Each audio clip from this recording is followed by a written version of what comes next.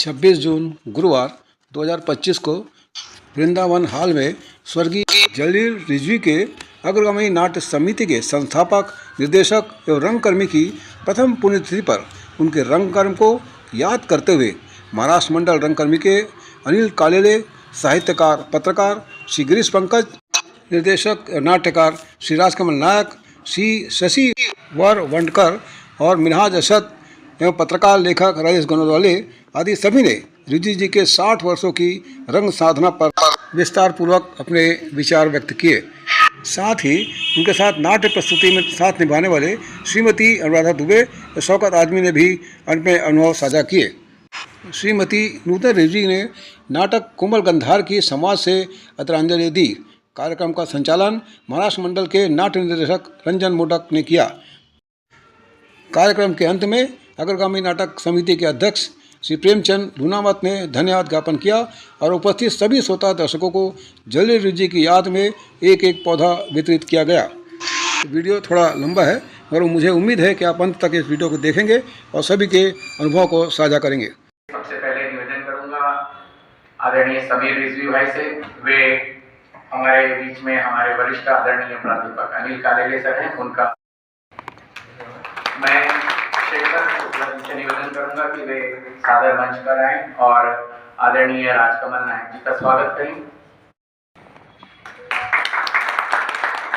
मैं हमारी संस्था के अध्यक्ष आदरणीय लूनावत जी से भी निवेदन करूंगा कि आप आएं और हमारे आदरणीय वरिष्ठ मिनहाज अशद सर का स्वागत करें।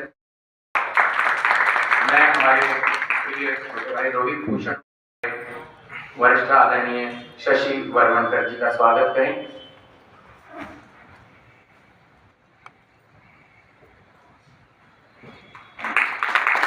और आदरणीय चंद्रलोक मिश्रा जी से भी निवेदन करूंगा कि वे आएं और आदरणीय गिरीश पंकज जी का स्वागत करें।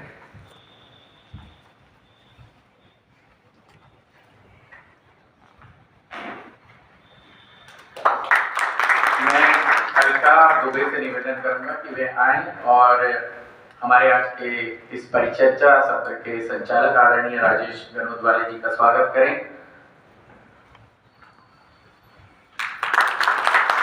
और साथ ही साथ मैं वीणा जी से निवेदन करूंगा कि वे आएं और हमारे अग्रगामी के अध्यक्ष आदरणीय प्रेमचंद लूनावत जी का भी स्वागत करें।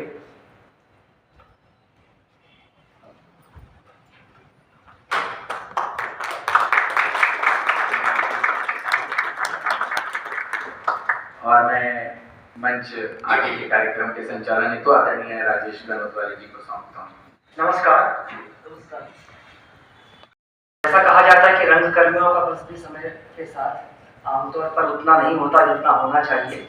वो कोशिश तो हमेशा करते हैं कि किसी शो की तारीख उनके मन मर्जी के मुताबिक हो जाए, लेकिन सभागार का मिलना, मौसम का साथ होना या न होना, आर्टिस्टों का समय पे आना और ना आना, ये बहुत सारे ऐसे कारण होते हैं जिनकी वजहों से कोई प्रस्तुति अपने समय से कभी आगे और कभी कुछ और आगे चली जाती है।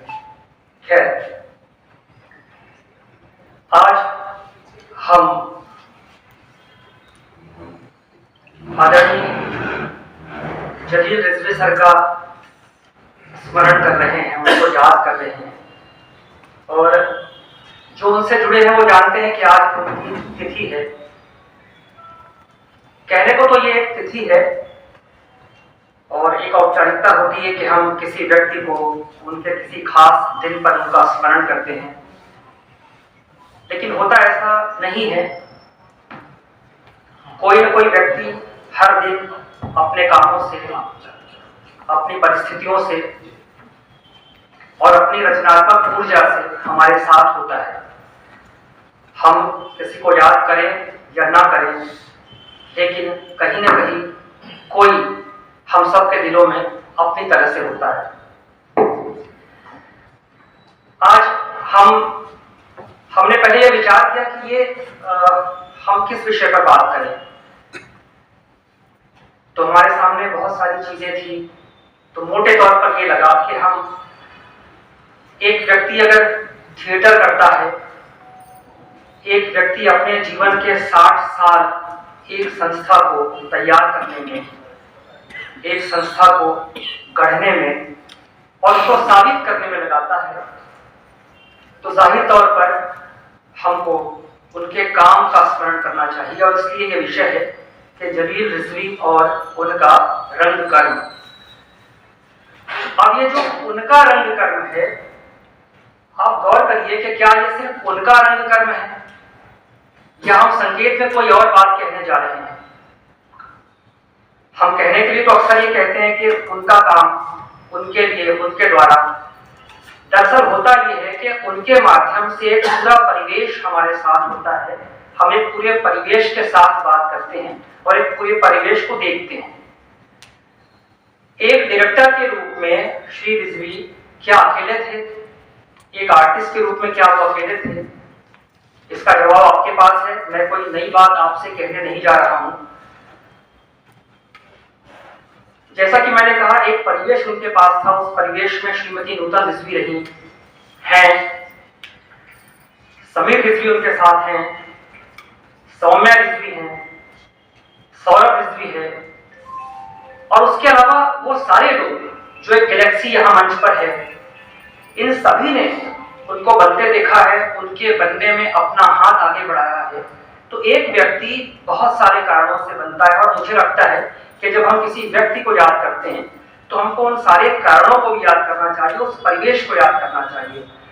इस नजरिए से देखें कि आज हम रायपुर में जिस रंगमंच की हम बात करते हैं, रायपुर के जिस परिवेश की हम बात करते हैं, वो अकेले किसी एक व्यक्ति का नहीं होता, वो उन सब लोगों का होता है जो उस पूरी यात्रा में शामिल होते हैं। जिस तरह से जलील रिजवी ने अपने जीवन के 60 साल एक संस्था को तैयार करने में बिता दिए। आप देखिए कि बड़ी रोचक बात है कि हमारे देश की आजादी को 75 साल हमने पूरे किए और एक व्यक्ति अपने जीवन के 60 साल एक संस्था के लिए लगाता है। कैसे उन्होंने सोचा होगा, क्या संसाधन उनके पास रहे होंगे, कितनी समस्याएं आई होगी। सफलताएं तो जाहिर है आती है समय के साथ और ये सफलता ही है कि आज आप सब उनके साथ हैं, उनको सुन रहे हैं, उनके कामों को आपने देखा है।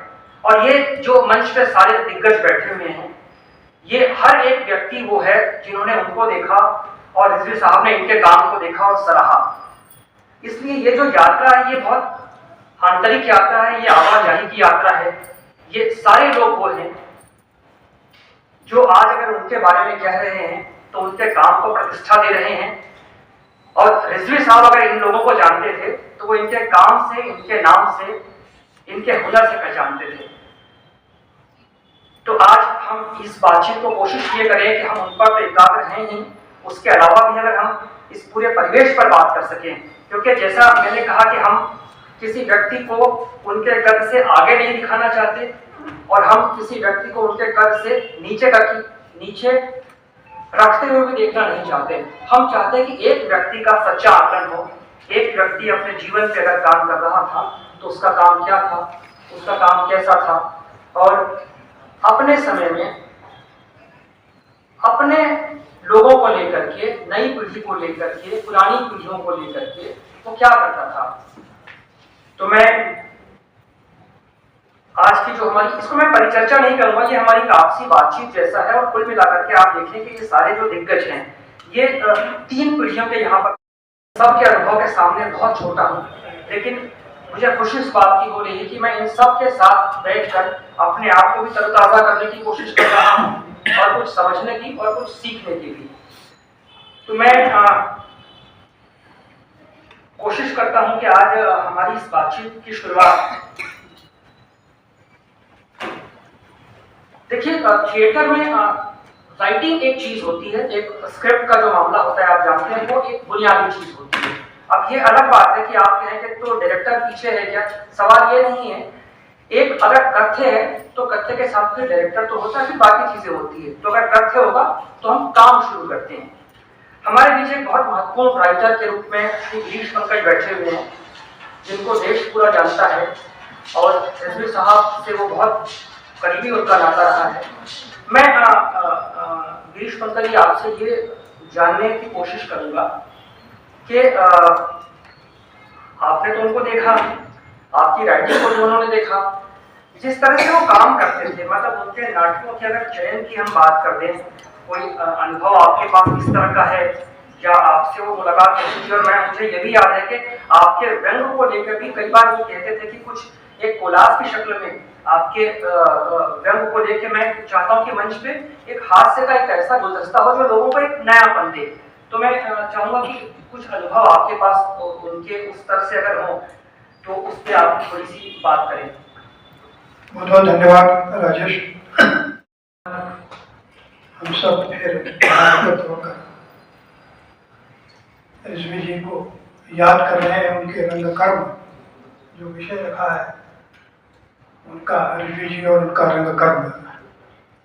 जैसा राजेश ने शुरू में कहा, कई बार जब मैं अखबार के दफ्तर में काम करता था और साहित्यिक पृष्ठ देखता था, सांस्कृतिक पृष्ठ देखा करता था, रुचि मेरी शुरू से रही है, खुद रंगकर्म से जुड़ा रहा, बहुत सारे नाटक लिखे, नुक्कड़ नाटक लिखे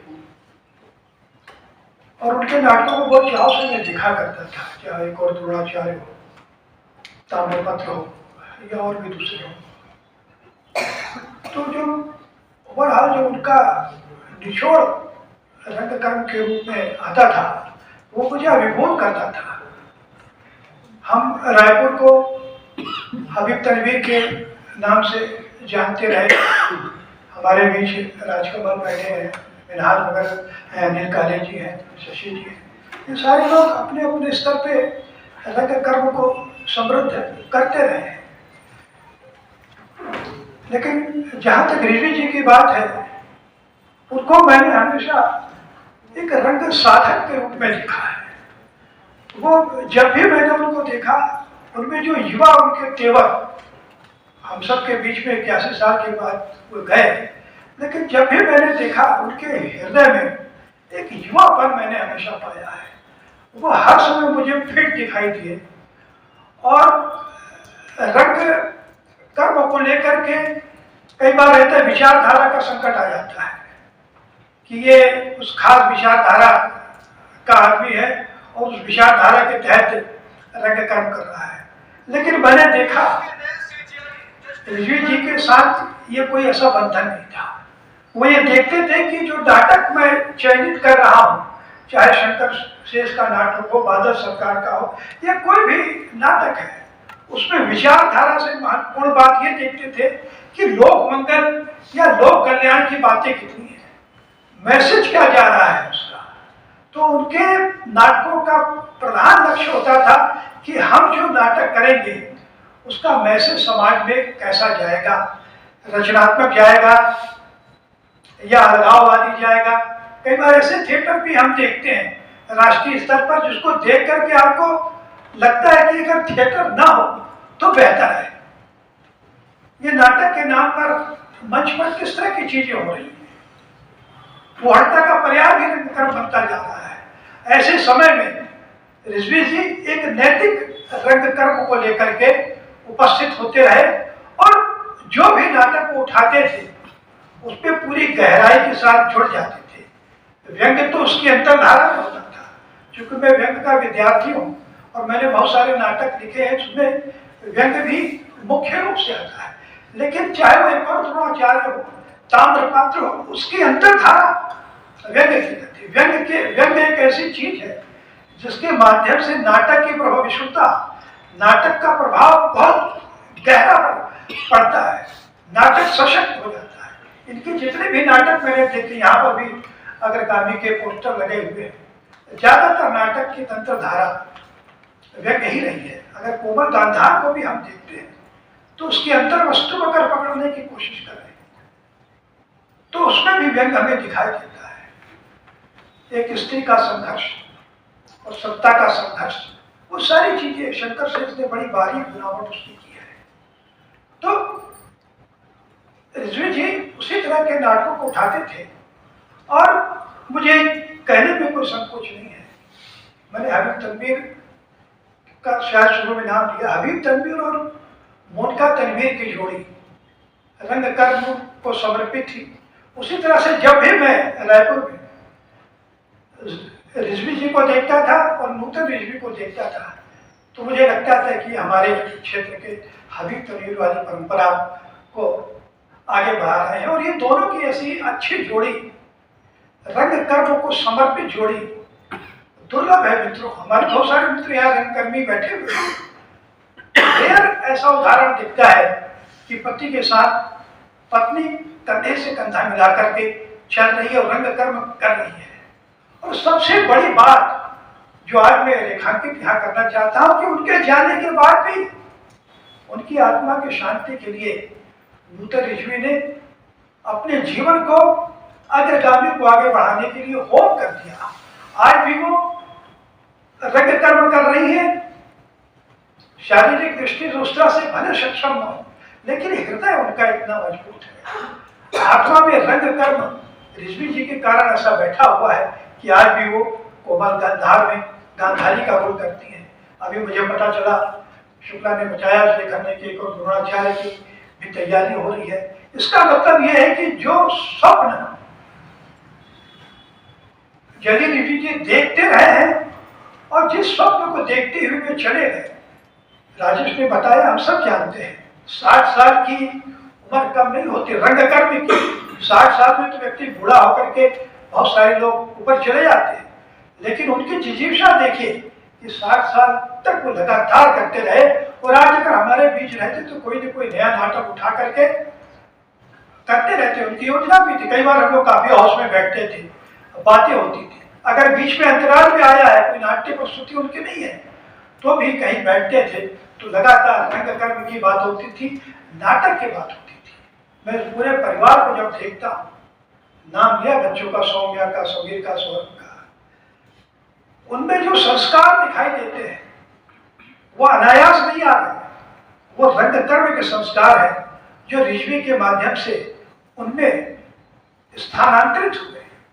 मुझे पूरी उम्मीद है कि जो रंग कर्म की परंपरा अग्रगामी के माध्यम से वे हम सबके बीच छोड़ गए हैं।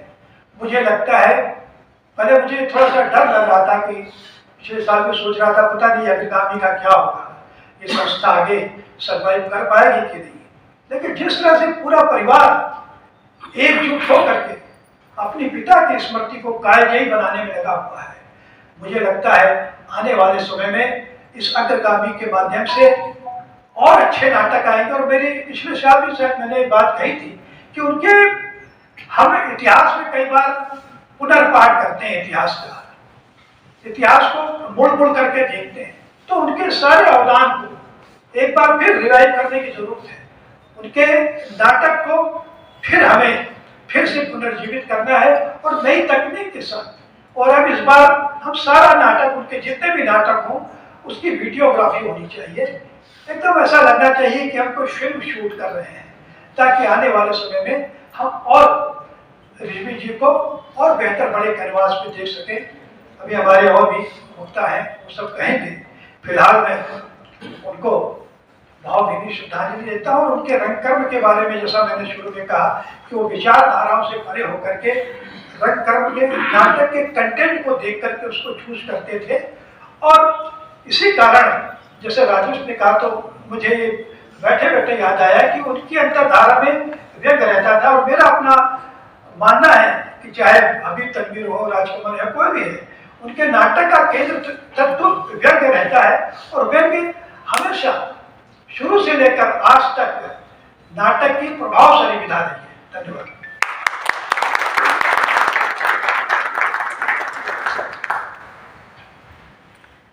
आपने विशेष रिजवी का जिक्र किया, मुझे ये बात याद आ रही है कि आप डांस स्कूल में रही हैं और अपने जीवन का लंबा समय रिजवी सर ने डांस स्कूल में वर्कशॉप लेके ड्रामे करके, और लगभग जहां तक मेरी जानकारी है 34 वर्ष, यानी आप ये देखें कि एक तरफ समानांतर थिएटर उनका चल रहा है, दूसरी तरफ जो स्कूल की छात्राएं हैं, और आज पूरे भारत में न जाने कितनी छात्राएं डांस स्कूल से निकली होंगी जो आज अपने अपने काम पे कहीं होंगी, किस बड़ी जगहों पे होंगी। उनमें ऐसे कितने लोग होंगे जो अपने अपने शहर में होंगे, उनकी पीढ़ियां थिएटर देखती होंगी, वो थिएटर करते होंगे, करवाते होंगे। तो ये योगदान मैं समझता हूँ बहुत अद्भुत है, जिसको याद किया जाना चाहिए।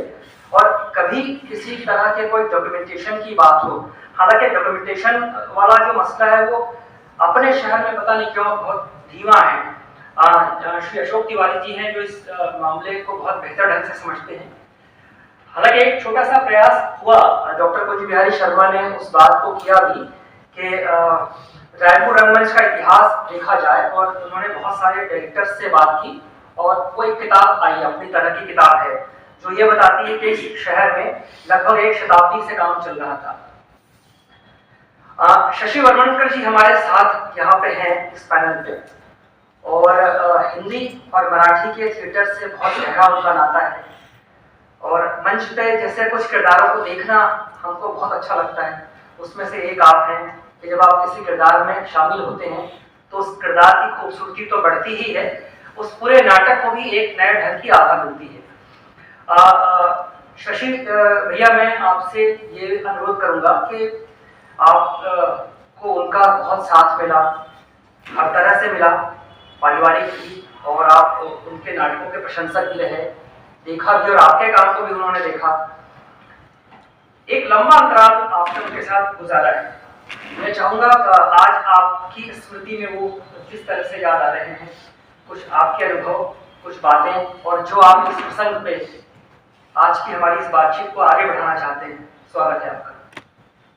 भाई राजेश, यहाँ पर बैठे अधिकांश जो भी कलाकार हैं वो इस बात से आश्चर्यचकित होंगे कि मेरे बारे में कहा गया कि मैं एक रंगमंच से जुड़ा हुआ बहुत बड़ा कलाकार हूँ। ऐसा कुछ भी नहीं है। एक मुख्तसर सी वजह है मेरे झुककर मिलने की। मैं मिट्टी का बना हूँ, गुरूर मुझ पे जमता नहीं। ये पंक्तियां शायद शायर ने भाई जलील रिजवी के लिए ही लिखी थी। मैंने उनके व्यक्तित्व को ऐसा ही कुछ देखा। नाटक में उनकी आत्मा बसती थी, और नाटक के बिना वो कुछ सोच भी पाते होंगे।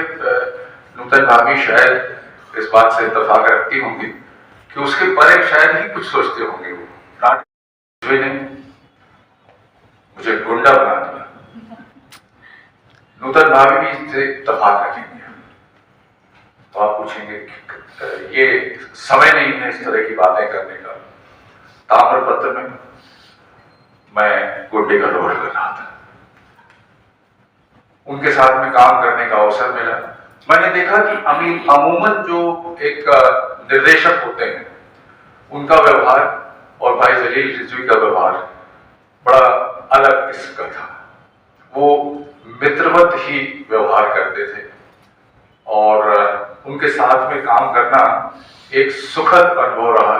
ताम्रपत्र, और मैं आपको निश्चित तौर पे कहना चाहूंगा कि वह नाटक उन्होंने महाराष्ट्र नाट्य मंडल के लिए किया। हमारे स्वर्गीय जोगड़ेकर सर सीनियर, उनके विशेष आग्रह पर। तो आदमी कितना सीधा, सच्चा और सरल हो सकता है बड़े एक छोटे से निमंत्रण पर और बड़े छोटे समय में उन्होंने हामी भरी, क्योंकि उनका कुल समर्पण जो था वो नाटकों के लिए था। और वह रंगमंच, जैसा कि अभी कहा भी गया, कि वो ये नहीं देखते थे कि मैं कहाँ हूँ, क्या कर रहा हूँ, किसके लिए कर रहा हूँ। मैं नाटक कर रहा हूँ, कलाकारों को आगे ला रहा हूँ, इसके लिए वो हमेशा अपने आप को प्रस्तुत करते थे। और उनके अनेक नाटक मुझे देखने का निश्चित तौर पर अवसर मिला। एक सफल, सक्षम और बहुत सीधे सच्चे निर्देशक के रूप में हमेशा मैंने जाना। अभी हम लोग देख भी रहे थे किस तरह से वो हर किरदार के लिए मेहनत करते नजर आते हैं, हर किरदार को जीतते हैं, उसके साथ में नाटक को आगे बढ़ाते हैं। तो आज मुझे बड़ा फख्र है कि उनके साथ मुझे काम करने का मौका मिला, उनके नाटकों को देखने का, उनके जो नाट्य मंचन होते उन्हें देखने का मौका मिला।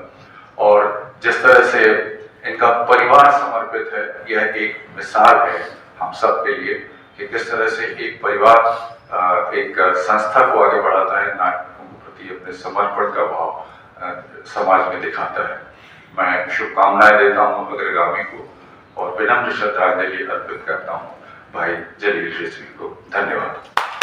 डायरेक्टर का नजरिया कहते हैं, आप जब उनके प्ले देखते थे तो आप का नजरिया एक दर्शक के रूप में तो जाहिर है, पहले तो हम किसी चीज के दर्शक होते हैं, जैसे जब हम कोई चीज सुनते हैं तो पहले उसके श्रोता होते हैं, उसके टेक्निकल डिटेल्स में हम बहुत बाद में जाते हैं, तो आपकी उनसे बातें भी होती रही होंगी।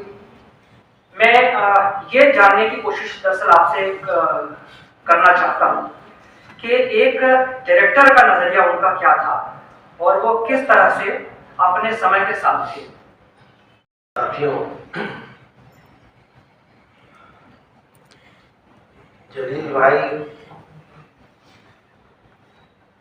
हम लोग के लिए बड़े भाई भी थे, गुरु भी थे और सब रंगकर्म का शुरुआत हम लोगों ने सारी चीज़ों की मुझे साथ ही की। पर ये शुरुआत में ही हम लोग थिएटर क्या है ये समझा और जाना तो जलील भाई और उस टाइम मिर्जा साहब भी थे। ये पिलर्स थे रायपुर के रंगमंच के। एक बात मैं ये कहना चाहूँगा कि अक्सर होता है कि कोई बहुत बड़ा कलाकार होता है, बहुत बड़ा लेखक होता है, बहुत बड़ा कवि होता है, बहुत बड़ा वकील, डॉक्टर वो हो सकता है अपने पेशे अपने काम से, लेकिन सबसे बड़ा सवाल ये होता है कि इंसान के रूप में वो कैसा है। तो जलील भाई जितने बड़े कलाकार थे उससे भी कहीं बेहतर वो इंसान थे। लोगों से जिस तरह से मिलते थे, हमसे बहुत सीनियर थे, हम तो उनके सामने कुछ भी नहीं जानते थे, लेकिन कभी एहसास नहीं होने देते थे। वो जो शशि भाई ने जो गुरूर वाली बात की ना, उनके अंदर कोई गुरूर नहीं था कि मैं बहुत बड़ा कलाकार हूँ। कलाकार वहीं खत्म हो जाता है जब कोई कलाकार सोचता है कि मैं बहुत बड़ा कलाकार हूँ। उनके अंदर ऐसा बिल्कुल नहीं था, लेकिन उनसे बात करते हुए इतनी दिलचस्पी थिएटर में पैदा होती थी, इतने बेहतरीन तरीके से बात करते थे कि वो सुनकर ही करता। हम लोग तो उससे ज्यादा कॉफी हाउस में बैठे करते थे उनके साथ, एक लंबा दौर था। और वहीं से ये भी हुआ कि जब वो तुगलक की रिहर्सल करा रहे थे और तुगलक अपने जमाने में मतलब राष्ट्रीय स्तर पे तो गिरीश कार्नाड का बहुत मशहूर नाटक है जो इंग्लिश लिटरेचर में पढ़ाया जाता है, उसका ट्रांसलेशन भी हुआ, इब्राहिम अल कादी ने किया। तो नेशनल स्कूल ऑफ ड्रामा वालों ने किया था। अंधारियों का तुगलक बहुत ही मशहूर था और वो जलील भाई उसको करवा रहे थे। एक ऐसा होता था कि बहुत रंगकर्मियों का, कलाकारों का, लेखकों का, पत्रकारों का एक जगह होती थी, मतलब एक तरह के मिडिल क्लास इंटेलेक्चुअल का वो हब हुआ करता, जैसे कैलकाटा का हुआ है कि वहाँ सारे लोग, तो वो बड़े अच्छी बहस मुबाहिर से बातचीत होती थी। ऐसी इस तरह की चीजें नहीं होती थी, वो एक तरह का अड्डा। वहाँ पर से इधर ये किताब की दुकान हुआ करती थी, वो मुकुल दुबे थे बाहर, जो बड़ी साहित्यिक किताबें, कॉफी हाउस अगर पुराना लोग जो जानते होंगे बाहर में, वो रायपुर में बड़ी साहित्यिक किताबें, मुकुल दुबे थे वहाँ, वो सब पुस्तक शायद क्या नाम था उसका, भूल रहा हूँ उस किताब दुकान का, रायपुर। हाँ, रायपुर बुक डिपो। तो वो वहाँ से सारी लिटरेरी किताबों का एक बहुत बेहतरीन होता था, इंग्लिश की, हिंदी की किताबें पढ़ने लिखने वाले। और वो कॉफी हाउस भी ऐसा था कि उस जमाने के उस कॉफी हाउस के बाहर एक बुक स्टॉल भी होती थी, जहाँ मैगजीन है, किताबें हैं, आपको चीजें मिल जाती थी। तो वहां से क्या होता है कि हम लोग बैठे थे, एक दिन किसी ने बताया, हम लोग कभी कॉलेज के फर्स्ट ईयर में थे, तो ये बताया गया कि वहाँ तुगलक की रिहर्सल हो रही नाटक की, उसमें बड़ी टीम है क्योंकि 70-80 कलाकार थे। तुगलक को करवाने की हिम्मत होना या उसके बारे में करवाने सोचना, इतनी बड़ी कास्टिंग का इतना खर्चीला नाटक है वो, तो वो रिहर्सल चल रही थी, तो हम लोग को पता चला, हम लोग गए वहां, तब तो बिल्कुल ABCD भी नहीं जानते थे रंगमंच। तो वो पहली बार देखे जलील भाई तुगलक का रोल करते रहते थे, हम लोग ने छोटा मोटा उसमें कई लंबी रिहर्सल चली और वो सब हुआ, उसमें बहुत कुछ सीखा। आनंद वर्मा सर थे उसमें और उसको डायरेक्ट करते थे हरि नायडू।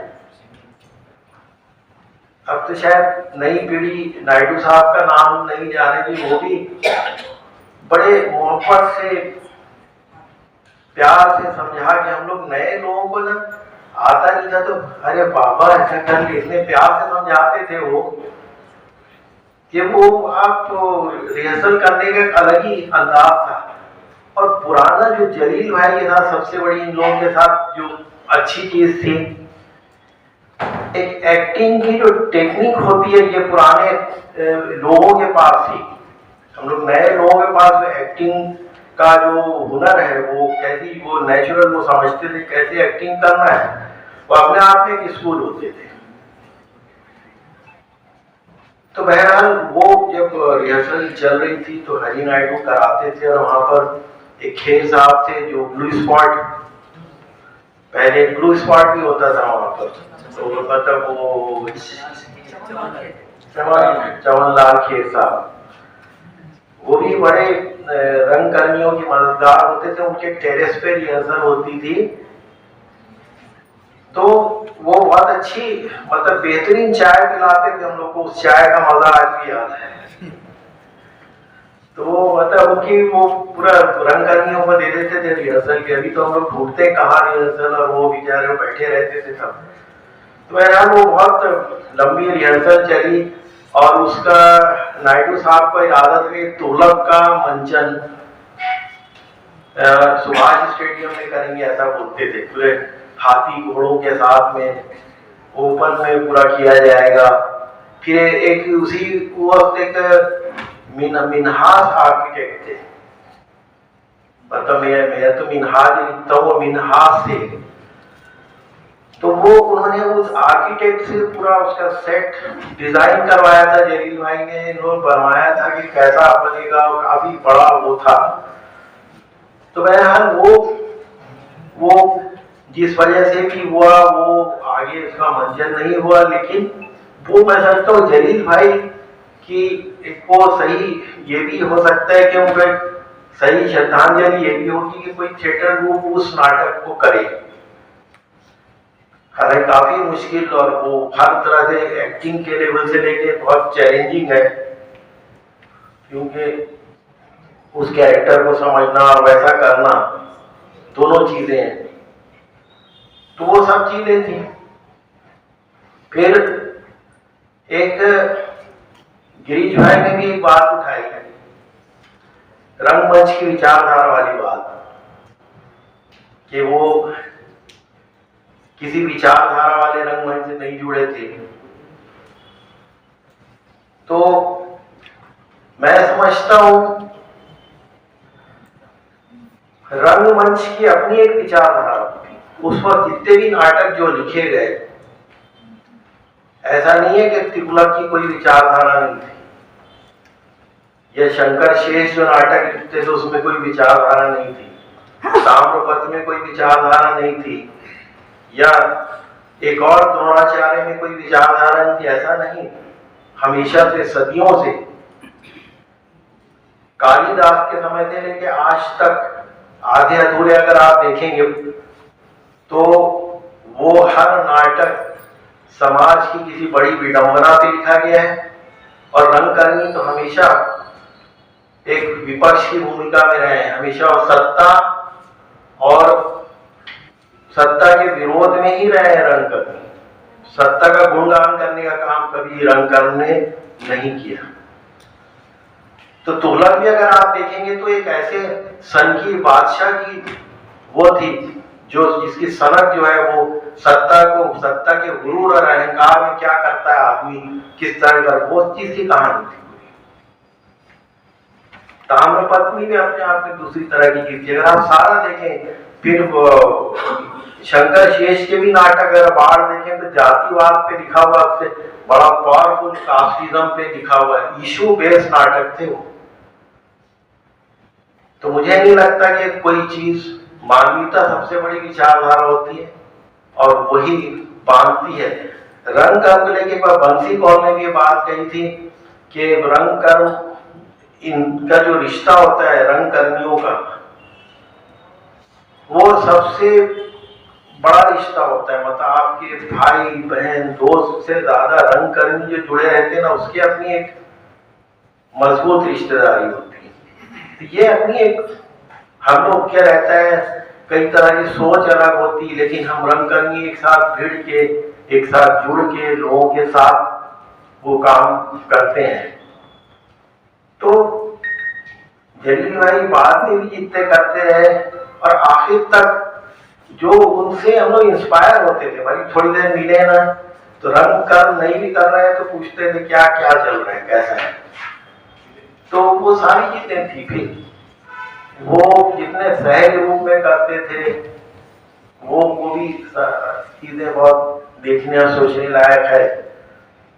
तो मैं अब समझता हूँ और भी लोग बोलेंगे तो इसमें इतनी बात रखना चाहूँगा। बाकी ये बात फिर से रिपीट करता हूँ, जलील भाई इतने बेहतरीन इंसान थे वो, इसीलिए आज इतनी मोहब्बत ही है कि इतने लोग हमेशा आए हैं सारे उनको श्रद्धांजलि देने, याद करने और उनके रंग कर्म को समझने के लिए। थैंक यू जी से मैं अनुरोध करता हूँ कि उनका बहुत विशाल अनुभव है थिएटर को थिएटर के बाहर का अनुभव और थिएटर को थिएटर के अंदर होकर के और थिएटर के बाहर रह के देखने का अनुभव। तो ऐसे श्री राजकमल नायक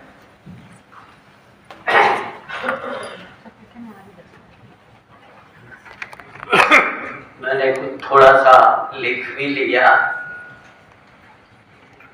ताकि सनद रहे, याद रहे तो चीज। बहुत ज्यादा नहीं बोलूंगा। हम सबके अजीज जलील भाई को सबसे पहले मैं सफेद नमन करता हूँ, बहुत शिद्दत से याद करता हूँ। बहुत सारी यादें जुड़ी हुई हैं, बहुत सी मुलाकातें हैं, कॉफी हाउस में हो या घर में हो या अन्य जगहों पर हो।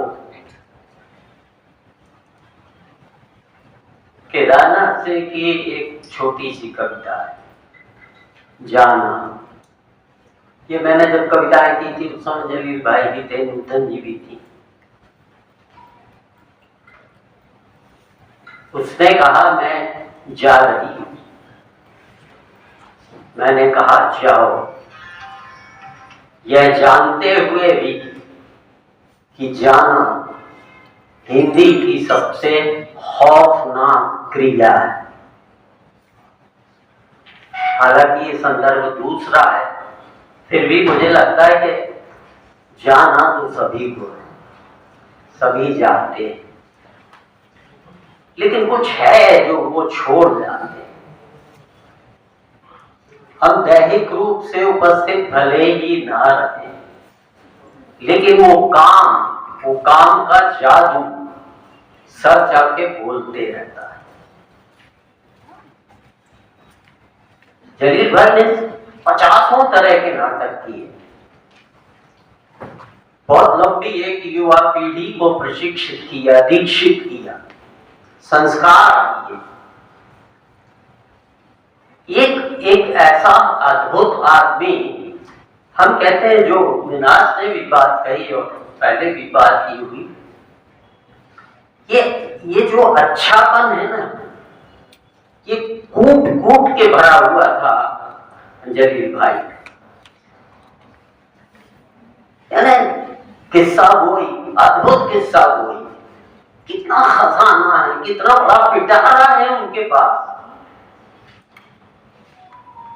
कितने तरह के संस्मरण हैं, कितनी तरह की नाटक की बातें हैं, संस्थाओं की बातें हैं, रंगकर्मियों की बातें हैं, कितने सारे नाटककारों की बातें हैं। और आप देखिए कि एक आदमी जो अथक यत्न कर रहा है, बगैर इसकी चिंता किए कि इससे क्या बहुत बड़ा हासिल क्या हो जाना है, ज्यादा से ज्यादा थोड़ा बहुत शोहरत मिल जाएगी।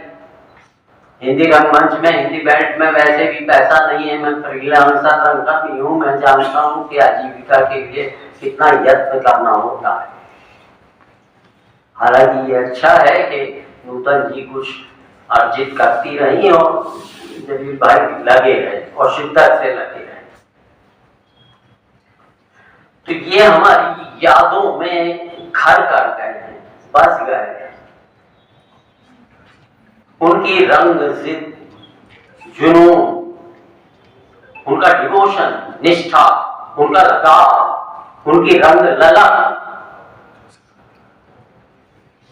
ये उनमें निरंतर बनी रही। वो रंगमंच की जो रंग संसार है या रंगमंच की चमक है, उसमें हमेशा झलकते रहेगी, ऐसा मेरा मानना है। जानकारियों का बहुत बड़ा जखीरा उनके पास था। समूचे छत्तीसगढ़ की संस्थाओं की जानकारी, कहाँ कहाँ कैसा थिएटर होता रहा, अभी लगभग कैसा हो रहा है, क्या हो रहा है, इसका एक बड़ा पिटारा भी उनके पास रहा। वो मिनाज ने कहा कि वो जितने अच्छे रंगकर्मी थे उतने ही अच्छे इंसान थे, ये मैं मानता हूँ। बहुत ही सहजता भरे, बहुत मिलनसार, और युवाओं से लेकर बुजुर्ग पीढ़ी तक सबके साथ उनके रिश्ते और घने रिश्ते, कहीं भी घुल मिल जाना।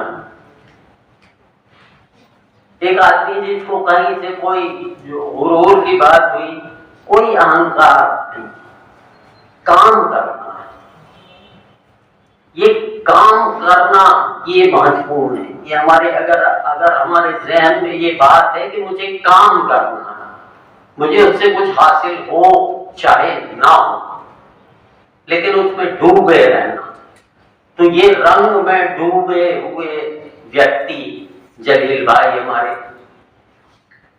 एक बहुत बेहतरीन अभिनेता थे, जिसका जिक्र जरा कम होता है।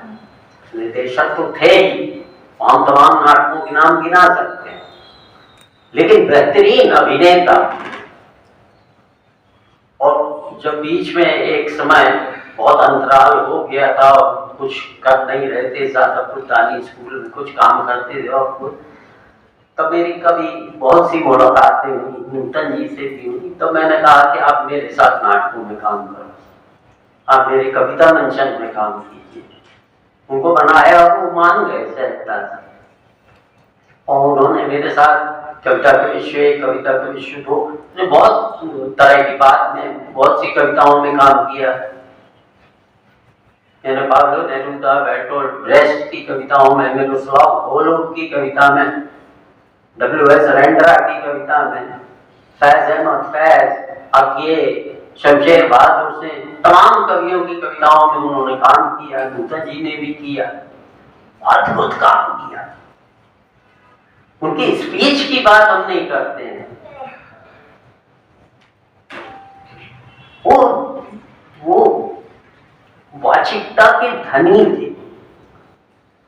वो आमने सामने जो बात करते थे वो तो करते ही थे, लेकिन जो वाचिकता का कमाल था, जो हम थिएटर में करते हैं, हम स्पीच की बात करते हैं, हम pitch, volume, timber, projection, power, pause, तमाम चीजों की बात करते हैं। ये बहुत भला की खूबी थी उनकी, और वो मैंने देखी कविताओं के मंचन के दौरान और गहरे महसूस की। और कविता जैसे जैसे एकदम कम्युनिकेट होके, तरल होके, पारदर्शी होके लोगों के दिलों तक प्रवेश कर गई, तो ये वाचिकता की भी बड़ी खूबी थी। और इस पर मुझे लगता है कि उनको और बहुत सा काम करना चाहिए था, जो हो नहीं पाया। मैं बहुत गहरे हमारे बीच मित्रवत संबंध भी रहे, ग्रज थे मेरे, लेकिन कभी उन्होंने महसूस नहीं होने दिया। और मैं जब प्ले डायरेक्ट कर रहा था तो उन्होंने अपने निर्देशक वाला चोला उतार दिया था और एक सहज अभिनेता की तरह मेरे सामने आए, जिसमें निर्देशक की बात का 100% पालन कर रहे थे और समय के पहले हाजिर होते थे। हमारी नई पीढ़ी के कई लोग कुछ बाद में आए, लेकिन वो समय के पहले हाजिर होते थे। इसके अलावा उन्होंने कहा और क्या काम करना है, बैक स्टेज का काम अपने मन से करने लगे। पहले से आके बैठ गए। नूतन जी भी आ गई, संस्कृति विभाग का ओपन स्टेज था, बहुत सारा कुछ लगाना था, पर्दे वर्दे सेट वेट, वो पूरा काम में जुट गए। तो आप देखिए कि ये डिवोशन है, ये बहुत कम लोगों में होता है। और वहां वो कोई जिक्र नहीं कर रहा है कि इतने साल से काम कर रहा हूं तो मैं ऐसा है ऐसा, कोई कुछ नहीं। बल्कि एक पंक्ति, जो 2 पंक्तियां थी रेंडरा की कविता में, छोटा सा भी रोल किया उन्होंने, और मुश्किल से 2 मिनट का रोल भी किया। बड़े कुछ में तो थे ही, लेकिन छोटा सा भी रोल किया। और मैं सहमत नहीं हो पा रहा था। मैंने कहा कि ऐसे इस कविता को इस तरह नहीं बोला जाना चाहिए, इसका अर्थ बदल रहा है। तो उन्होंने उसकी तैयारी की बाकायदा, और जो मैं जैसा चाहता था वैसे उस पंक्ति को बोला। तो ये कमाल की बात थी। और मैं एक बात और बहुत जरूरी बात है, हम नाट्यशास्त्र की भी बात करते हैं और 2 तरह की धर्मिताओं का उल्लेख भी करते हैं, नाट्य धर्मी और लोक धर्मी की बात करते हैं। लोक धर्मी प्रवृत्ति के नाटक सबसे ज्यादा उन्होंने किए हैं, यानी जिसको हम कहते हैं, एक तरह से कह लें कि यथार्थवादी नाटक। इस पे उनकी पकड़ बहुत मजबूत थी। तो जितने रियलिस्टिक पैटर्न के नाटक हैं, उस तरह के नाटक देखिए आप, वो सबसे ज्यादा सिर चढ़ के बोले। हालांकि नागमंडल और दूसरे भी किए, नागमंडल भी बहुत से इससे उसके रियलिस्टिक किस्म के हैं, लेकिन थोड़ा सा स्टाइलाइजेशन भी है। लेकिन अधिकांश यथार्थवादी नाटक उन्होंने अद्भुत किए हैं और उस पर काम भी बहुत किया है, मेहनत बहुत की है। प्रशिक्षण का उनका तौर तरीका बहुत सरलता और सहजता भरा था, जैसी की बातचीत हुई है। शमशेर बहादुर से हमारे दौर के महान कवि रहे। उनकी एक पंक्ति है कि बात बोलेगी हम नहीं, भेद खोलेगी बात ही। हालांकि संदर्भ उसका भी दूसरा है, लेकिन ये भेद ये खोलती रहती है बात। यानी मैं नहीं बोलता हूं, मेरा काम बोलते रहता है। और ये काम अभी तक अगर बोल रहा है कि हम उन नाटकों को आज भी याद कर पा रहे हैं, अगर हम 30 बरस पहले 40 बरस पहले के नाटक को भी याद कर पा रहे हैं, तो काम में कोई न कोई बात तो होगी कि वो आज भी वो बोलता है, वो काम बोलता है। तो ये रंग काम है, और रंग काम कला का जादू कहते हैं कि थोड़ा सिर चढ़ के बोलता है। और कला तो इसलिए भी जरूरी है कि मनुष्य दुनिया को समझ सके और बदल सके। और कला इसलिए भी जरूरी है कि उसमें एक जादू अंतर्निहित होता है, और कलाकार समाज के लिए बड़ा जादूगर की तरह भी है। और फिर इस जादूगर से अपेक्षा भी की जाती है कि समाज की अपेक्षाओं पर खरा उतरे।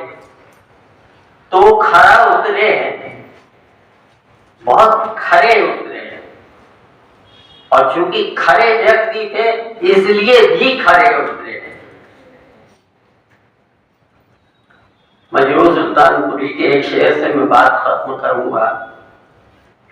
रोक सकता हमें जिंदाए भला क्या मजरूह, रोक सकता हमें जिंदाए भला क्या मजरूह।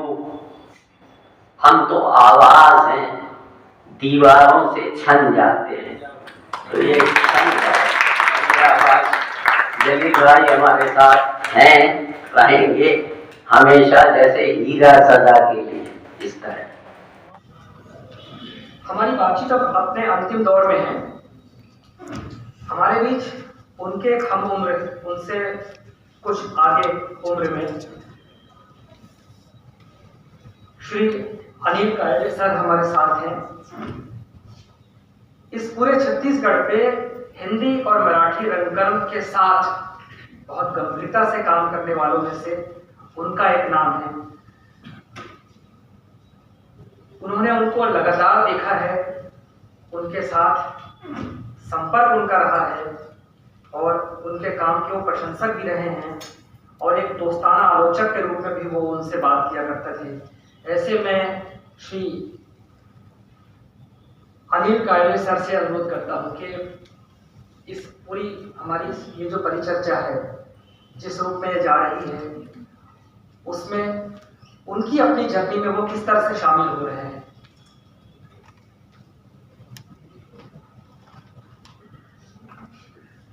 नमस्कार। मैंने कहा नमस्कार। नमस्कार। आप थोड़े जागे ना।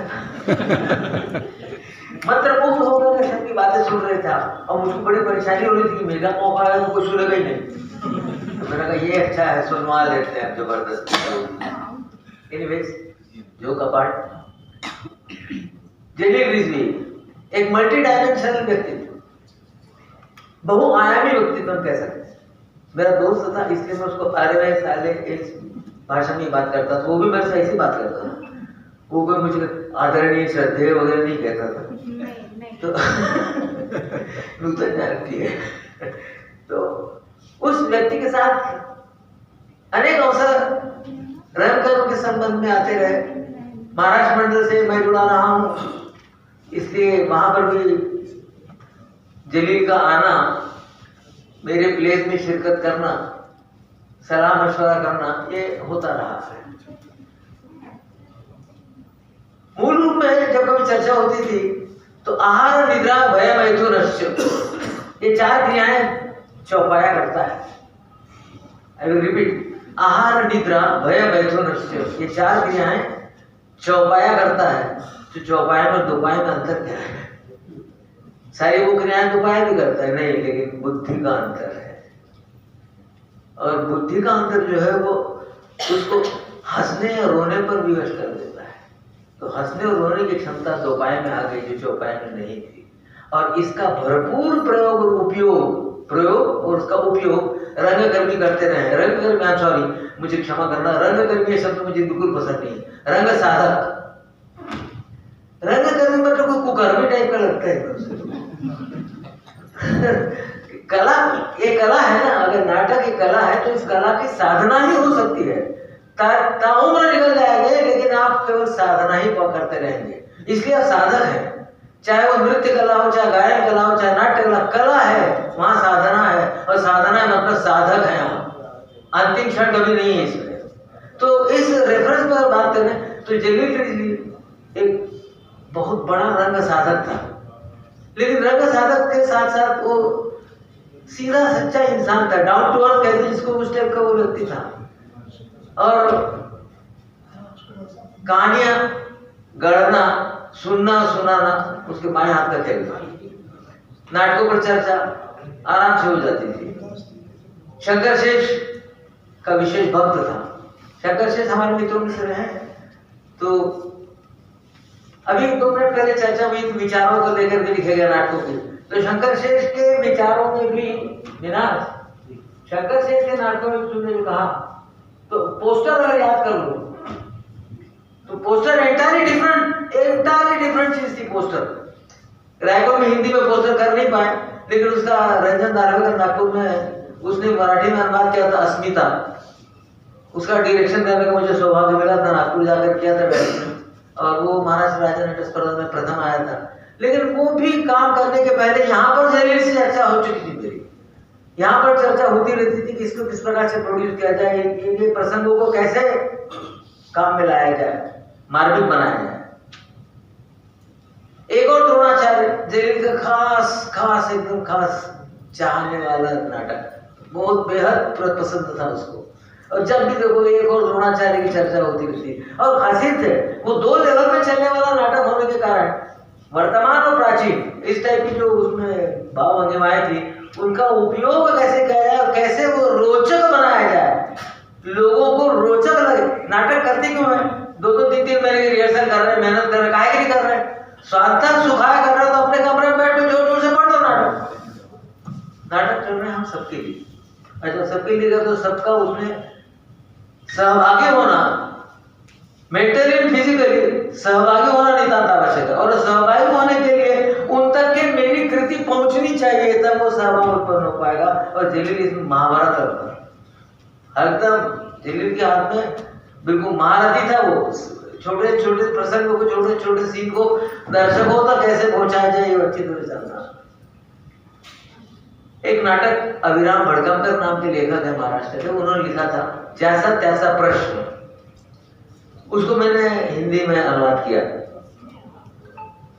ख्याल अपना अपना, उसका मंचन तो नहीं कर पाया लेकिन उसका वाचन पाठ, नाट्य पाठ कहते हैं, ऐसा मैंने महाराष्ट्र मंडल के पुराने हॉल के स्टेज पर किया और उसको थोड़ा सा मंचन की स्टाइल दिया, स्पॉट लगा के रख के आदमी अपना अपना कैरेक्टर पढ़ रहा है लेकिन उस पर स्पॉट है मतलब वो कैरेक्टर बोल रहा है, बाकी अधेरे।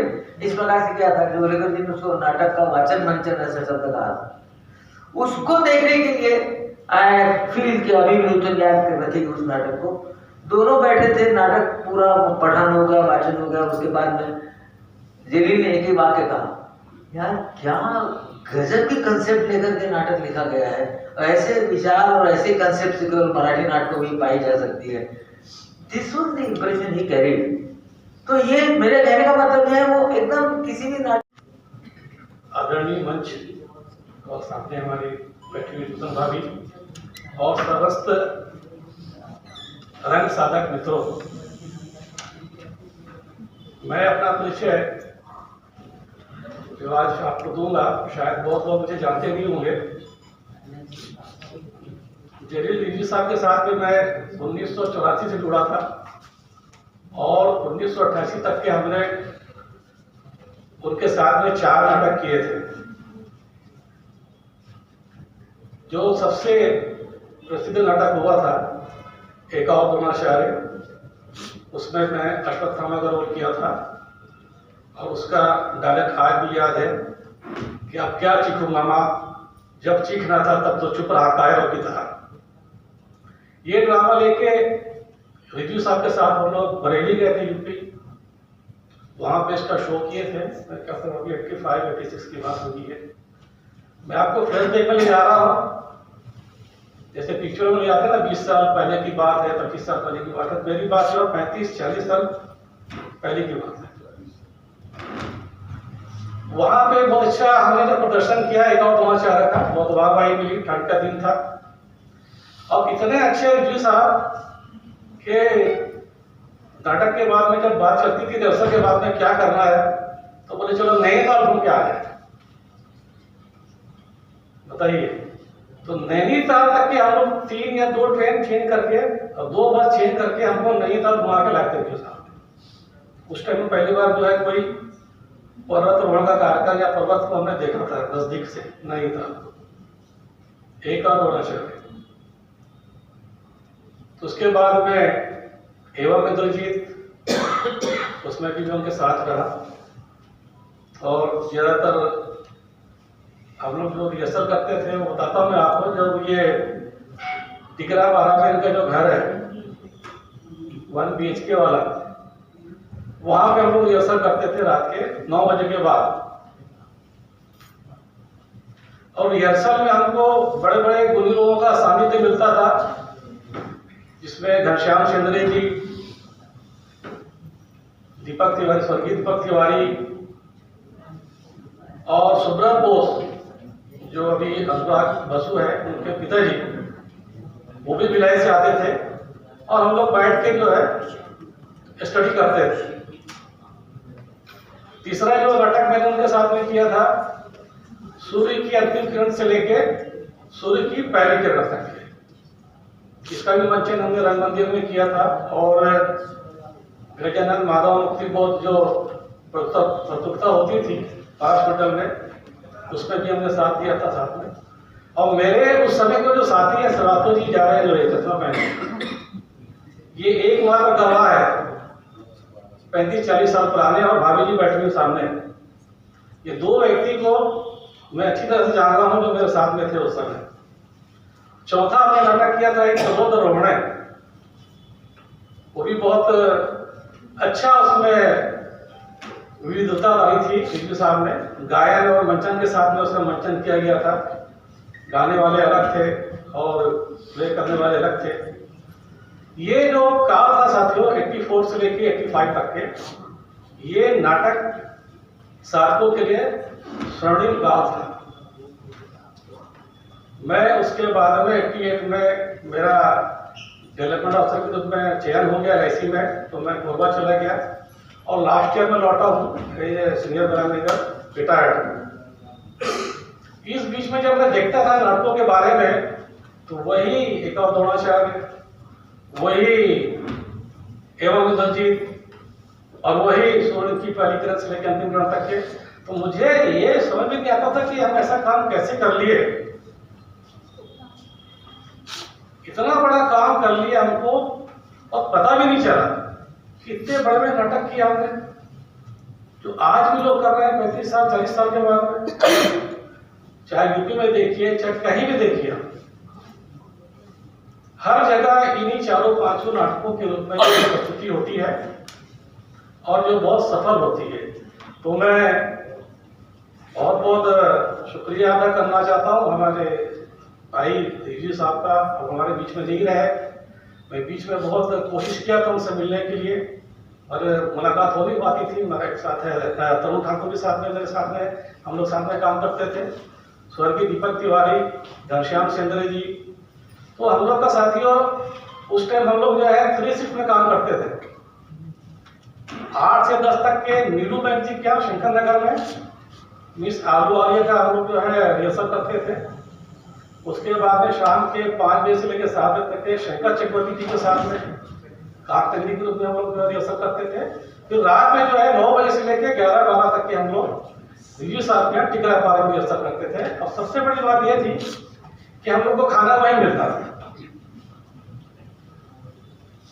कहीं चाय मिलती थी, कहीं बिस्कुट मिलता था, और खाना 100% जितने दिन जो हम लोग रिहर्सल किए तो भाभी जी बना के देती थी, जलसे भी करती थी और हमको खाना बना के देती थी सभी साथियों के लिए, चाहे घनश्याम सेंद्रे जी हो, चाहे अपना सुब्रत बोस जी हो, दीपक तिवारी हो, ये सब लोग हम लोग बैठ के पारिवारिक माहौल में हम लोग काम करते थे। अब मुझे कहते ये भी बड़ा अच्छा लग रहा है कि कालेलो सर हमारे गुरु जो बैठे हैं यहाँ पे, दुर्गा कॉलेज में पढ़ाई किया था, B.Com मैंने किया था वहाँ से। तो महाराष्ट्र मंडल में जो एक प्रतियोगिता होती थी सर, गजानन माधव मुक्ति करते, उसमें हम लोग रिव्यू साहब के साथ में मंचन किया करते थे अपने नाटकों का वहाँ पे। तो सभी ने तारीफ की रिव्यू साहब की, सभी ने जो है उसके बारे में अच्छे इंसान थे ही वो, इसमें कोई शक की बात नहीं थी, और बहुत कुछ दे के गए।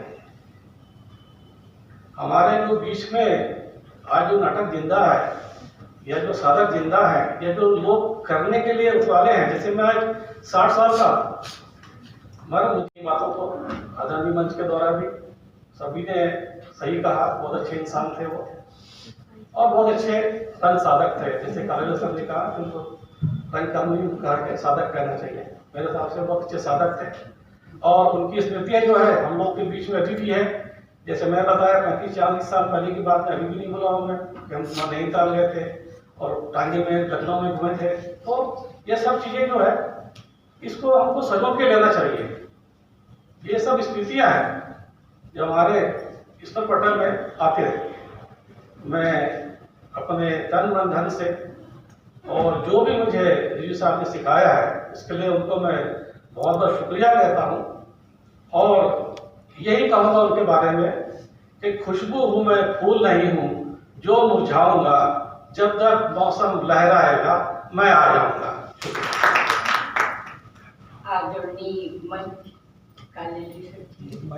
राजकमल नायक जी, गिरीश पंकज जी, शशि वर्वनकर जी, राजेश और विनाश चले गए हैं। आप सब यहाँ पर आए हैं। आज आप लोगों ने उन्हें जो याद किया, यहाँ जितने भी दर्शक साथी बैठे हैं उन्होंने याद किया इनको, मुझे दिल से बहुत अच्छा लगा। आज 1 साल हो गया हमसे बिछड़कर उनको, पर मुझे नहीं लगता कि वो हमसे अलग हुए हैं। वो हमारे साथ हैं। जब भी मुझे अकेलापन लगा या मैं कहीं घबराई, ऐसा लगा वो मेरे पास आकर बैठे और कहा, क्यों घबराती हो, मैं हूं ना तुम्हारे साथ। और हमेशा उनकी ताकत, उनका प्यार, उनकी हिम्मत मेरे साथ बनी रही। मेरा अपना परिवार, मेरे बच्चे तो हैं ही मेरे साथ, पर मेरा अग्रगामी परिवार और रंग बिरादरी मेरी, रंग जगत, रंग परिवार मेरा, ऐसा लगा कि उनके जाने के बाद सब मेरे प्रति, सबका स्नेह, सबकी परवाह मैंने अपने साथ हमेशा महसूस किया। सब मेरे साथ खड़े हैं, मेरे अपने हैं। मुझे बहुत अच्छा लगा। सबको, आप लोगों को देखती हूँ, अपने साथ खड़ा पाती हूँ, मुझे बहुत अच्छा लगता है। और आज भी बहुत भावुक हो रही हूँ। मेरा अपना परिवार जो अग्रगामी परिवार है, खांडेकर भैया है, शेखर है, और भी मेरे नए बच्चे भी आज साथ में जुड़े हुए हैं। अनुराधा भी है, हमेशा मेरे परिवार की ही बच्ची है वो। सभी लोग मेरे साथ खड़े हैं, मुझे सहयोग कर रहे हैं। मुझे बहुत अच्छा लगता है। विनाश नहीं गए हैं यहाँ पर अभी, मुझे लगा शायद चले गए हैं। और अशोक तिवारी जी भी आए हैं। इन्होंने बहुत, जलील रिजवी साहब का स्नेह उनके ऊपर बहुत अधिक था। राहुल सिंह जी के प्रति भी उनका बड़ा स्नेह भाव था। और अशोक तिवारी जी ने उन्हें हमेशा अपने बड़े भाई के जैसे माना है। और आज वो यहाँ हमारे बीच आए हैं। और पूरा दर्शक वर्ग जो है, मैंने हमेशा कहा है कि अपने दर्शकों के बीच अपने आप को पाकर वो बहुत ही खुशी महसूस करते थे। उनकी पहली प्रायोरिटी हमेशा उनके दर्शक हुआ करते थे। उनका प्यार, उनका संबंध उनको बहुत अधिक प्रेरित करता था। बहुत खुश होते थे वो। तो आज बस हम कोशिश कर रहे हैं कि उनकी जो प्रायोरिटी थी, प्राथमिकता थी, मंच, उसको हम अपने तरीके से, अपनी कोशिशों से आगे बढ़ा सकें। उतनी काबिलियत तो नहीं है हमें, पर हम लोग कोशिश कर रहे हैं। पूरा अग्रगामी परिवार भी जुटा हुआ है हमारे साथ। और हम जल्दी ही, हमने कहा था जैसे पहले कि उनके द्वारा जो मंचित नाटक रहे हैं उनका हम पुनः हम उसको आपके सामने ला सकें, ऐसी हम कोशिश करेंगे। हमने कोमल गांधार किया उनके जन्मदिन के अवसर पर, और हम जल्दी ही संभवतः अगले महीने में ही किसी तारीख को आप सुनेंगे कि उनका जो हास्य नाटक डॉक्टर शंकर शेष ने लिखा है, जो तिलकाधार, वो हम आपको दिखा सकें। तो हमारी कोशिश रहती है कि आप लोगों का सहयोग, प्यार हमें मिलता रहेगा। और ये जो कोमल गांधार नाटक उनका बड़ा प्रिय नाटक था। डॉक्टर शंकर शेष उनके प्रिय लेखक रहे हैं। तो उसका एक संवाद ढूंढने के लिए मुझे कहा गया है। अब मैं ये नहीं कह सकती कि मुझे कितना याद है, पर मैं कोशिश करूँगी कि कुछ उसकी लाइनें मैं आपके सामने बोल सकूं। और रंजन मेरे साथ अगर आ जाएं तो बहुत अच्छा है, क्योंकि इनके रोल को रंजन ने ही उसमें अभिनीत किया और बड़ी अच्छे से किया है। तो रंजन आ जाए और हम देखते हैं कि हम कितना कर सकते हैं, कितना याद है। तो तुमने पट्टी खोली थी एक बार। इसमें बता दूं कि आँख में गांधारी की पट्टी बंधी हुई है। और अभी तो मैं ऐसे ही कह रही हूँ। तो माइक का आवाज थोड़ा बढ़ा दीजिए थोड़ा। तो तुमने पट्टी खोली थी एक बार? हाँ बार, एक बार, केवल एक बार। लेकिन कब? दुर्योधन तब बड़ा हो गया था, युवा। दासी बार बार उसके विशाल शरीर, उसके चौड़े माथे का वर्णन करती थी। हाँ, बार बार। एक दिन दासी मुझे सरोवर के किनारे ले गई। सरोवर में नहा रहा था दुर्योधन। दासी मुझे वहां बिठाकर फूल लाने चली गई। उस समय नहीं रहा गया मुझसे। बार बार एक ही प्रश्न, कैसा दिखता होगा मेरा जवान बेटा, कैसा होगा उसका माथा, उसका चेहरा, कंधे और वक्ष, कैसी होंगी उसकी आंखें। सरोवर के किनारे का वो एकांत, वो सन्नाटा। और हमने शिमला, देहरादून, आगरा, इन जगहों पर किया है और बड़ा प्रशंसित रहा। और वहाँ जलील रिजवी साहब का रंग दायरा और बढ़कर बाहर भी उनके प्रशंसक हैं। आज भी हम लोगों के पास मैसेज आते रहते हैं कि आप लोग आइए। आगरा में भी से भी आता है और बिहार से भी आता है और सब हम लोगों को बुलाते हैं। और इनका रंग दायरा और बहुत अधिक रंग परिवार हमारा बढ़ गया है। और भाभी फर्स्ट आया था नाटक देहरादून में फर्स्ट आया था 17 राज्यों में जी। उसमें इनको बेस्ट डायरेक्टर, बेस्ट प्ले, मुझे बेस्ट एक्ट्रेस का, और एक हमारे आर्टिस्ट थे उनको भी अवार्ड मिला था। Thank you Rajesh. आदरणीय मंच, सभागृह में उपस्थित मेरे स्कूल की गुरु डॉक्टर रिजवी मैम और आप सभी मेरे साथी और सहयोगी, बहुत बड़े सौभाग्य की बात होती है कि आप अपने गुरु के लिए कुछ कहने के काबिल आप हो पाते हैं। और ये तभी संभव हो पाता है जब गुरु जो है वो आप में वो बीजारोपण करते हैं। और मेरे लिए बहुत ही सौभाग्य की बात ये रही कि बचपन से लेकर के जब मैंने दानी स्कूल में एडमिशन लिया तो नूतन रिजवी मैडम का प्यार भरा सानिध्य भी मिला, मीठी झिड़कियां भी मिली, और शिक्षण का वो जो सुनहरा दौर था हम बच्चों के लिए, वो भी उनके सानिध्य में हमें प्राप्त हुआ। तो एक गुरु जिस तरीके से अपने शिष्य को तराशता है, उसकी जो पराकाष्ठा है वो मैंने रिजवी फैमिली में देखी है। और स्कूल में रहते हुए भी ये भी एक और सौभाग्य की बात है मेरे लिए कि मैंने स्कूल में भी रिजवी सर के साथ उनके डायरेक्शन में स्वप्न वासोदत्ता में काम किया। और फिर जब बड़ी हुई, शादी हुई, इसी शहर में मैं रही। ये भी एक बहुत अच्छी बात है।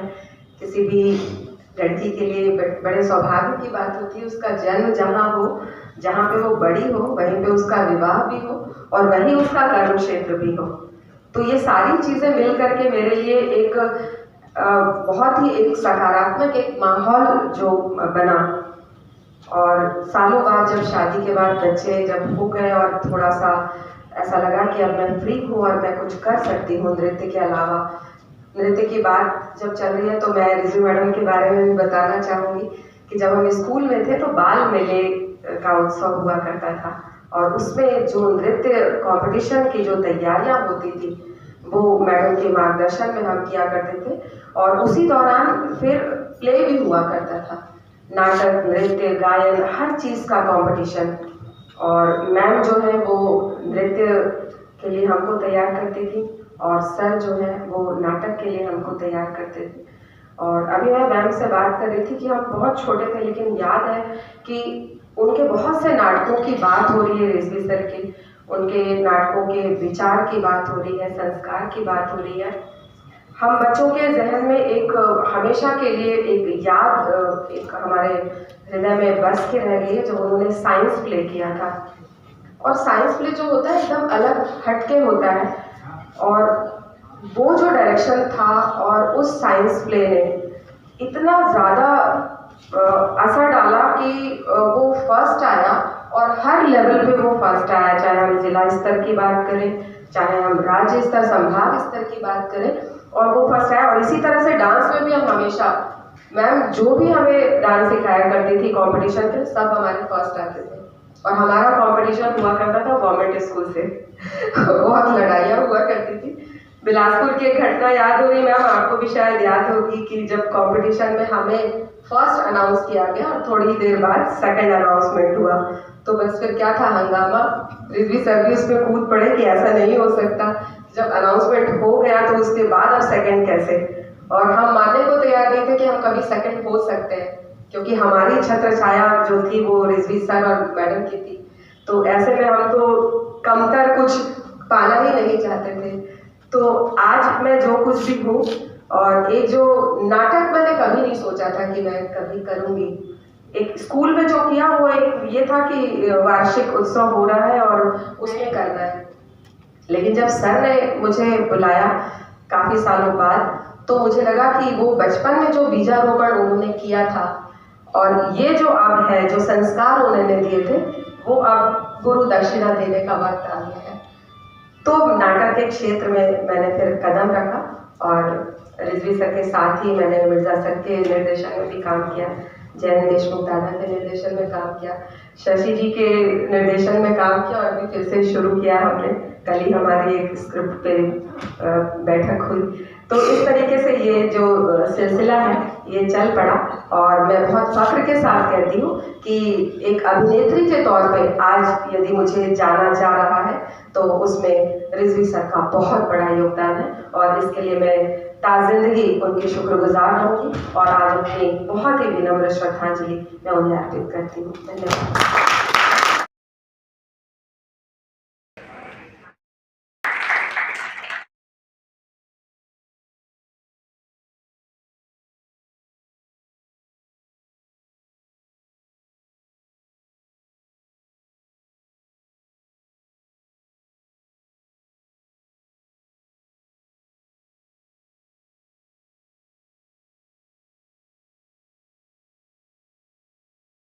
अतिथियों ने अपना समय दिया, उसके लिए बहुत बहुत धन्यवाद।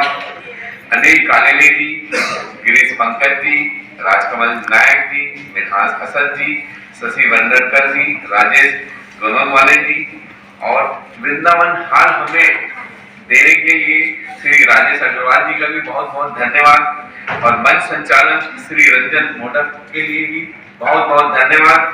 साथ में हमारे रंगकर्मी और दर्शक सब उपस्थित हैं, शेखर जी हैं, रोहित मुसलमान जी हैं, खाटेकर जी हैं, नूतन रिजवी जी हैं, अनुराधा दुबे जी, सौम्या रिजवी हैं, दिनेश दुबे हैं, अशोक तिवारी जी हैं, इन्हें भी बहुत बहुत साधुवाद, धन्यवाद। इन्होंने अपना कीमती समय दिया, और हमारे अतिथि लोगों ने भी अपना कीमती समय दिया, और इतने अच्छे से इन्होंने हमें रिजवी जी के बारे में बताया है कि अब उसके आगे मैं क्या बोल सकता हूँ, मेरे पास शब्द भी नहीं है। रिजवी जी इतने महान थे कलाकार कि उनकी मतलब व्याख्या हम कर ही नहीं सकते, और उन्होंने मुझे जोड़ा है। 10 साल पहले मैं अध्यक्ष बना हूँ अग्रगामी नाट्य संस्था का, मुझे जोड़ा है, मैंने उनको सहयोग किया है, वो मेरे को सामने लाए हैं। मेरे को बहुत बार उन्होंने बोला कि आप नाटक करिए, पर पता नहीं ऐसा क्या हुआ कि मैं नाटक नहीं कर पाया, इसे मुझे अफसोस है बहुत ज्यादा।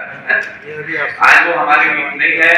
हम उनके परिवार को प्रोत्साहन देते हैं, हिम्मत देते हैं कि वो रिजवी जी के याद को बनाए रखे और उनके परिवार को शक्ति दे, ताकि वो इस दुख की घड़ी को सह सके। और मैं बहुत बहुत धन्यवाद दूंगा कि आप लोगों ने सबने बहुत कीमती समय हमें दिया है, और आगे भी देते रहेंगे। नाटक के प्रति आप लोगों का समर्पण देख के मेरा मन बहुत गदगद हो गया है कि आप लोगों में अभी भी भावना है कि नाटक के प्रति आप लोग कुछ करना चाहते हैं। रिजवी जी की खासियत ये थी कि 75% नए लोगों को वो मौका देते थे नाटक में, और एक एक महीना वो प्रैक्टिस करवाते थे, और उनके नाटक में कोई कह नहीं सकता कि ये नया कलाकार है, इतने बन जाते थे। और एक नई पीढ़ी हमारी पैदा हुई, नए नाटक मतलब नाटक में काम करते करते नए लोग आए, क्योंकि नाटक भी ऐसा है कि अब नए लोगों को जोड़ेंगे तभी नाटक हमारा लगातार चलते रहेगा, क्योंकि इसमें करने वाले भी कम है और दर्शक भी कम है। इसको हमको ध्यान देना चाहिए और शासन को भी मैं कहूंगा कि हमें थिएटर दे, क्योंकि रंग मंदिर इतना पुराना हो गया है कि लोग थोड़ा जाना भी पसंद नहीं करते हैं। 100 साल पुराना है, तो 1-2 थिएटर हम लोग को दे और आधुनिक थिएटर दे, ताकि लोग आए और नाटक का आनंद ले, परिवार सहित आनंद ले। और हमें चाहिए कि हम ज्यादा से ज्यादा लोगों को इसमें जोड़े। आपको मैं सादर धन्यवाद देता हूँ, साधुवाद देता हूँ कि आप लोगों ने बहुत हमारे को कीमती समय दिया, धन्यवाद। और अभी अभी मेरे को खबर लगी है कि हमारे सुरेन दुबे जी आकस्मिक मृत्यु को प्राप्त हुए हैं, तो मैं चाहूंगा समापन के पहले 1 मिनट का मौन रख के हम उन्हें श्रद्धांजलि दें, ताकि वो भी हमारे बहुत बड़े कलाकार थे छत्तीसगढ़ के।